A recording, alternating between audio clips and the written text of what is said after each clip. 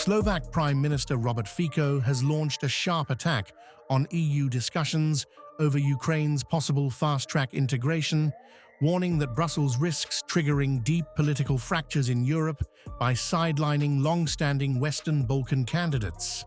Speaking in Bratislava, Fico reacted to reports linked to German Chancellor Friedrich Merz, suggesting Ukraine could receive immediate associate status in the EU, granting institutional access without voting rights.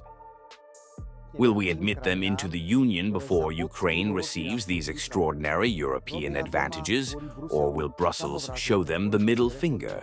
Because of Russia, because of war, because of Ukraine, Brussels is playing a dangerous game with these Balkan countries, and Brussels officials do not even realize what consequences they could trigger by accepting the German Chancellor's proposal and prioritizing Ukraine. Fico questioned how the EU can justify accelerating Ukraine's path, while countries such as Serbia, Montenegro, and Albania remain stuck in years-long accession limbo. He argued that Ukraine is not at all ready for membership and accused Brussels of applying double standards that could amount to a geopolitical insult to the Balkans.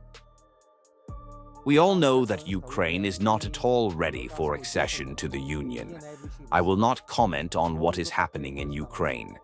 We see it every day in front of us.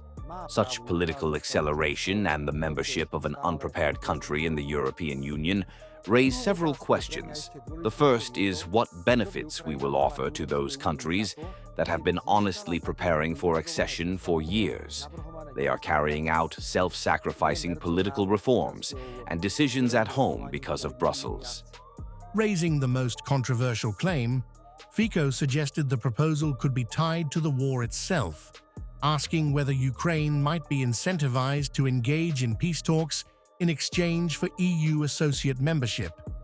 He warned that if membership becomes a price for peace, it would fundamentally distort the EU's role in the conflict.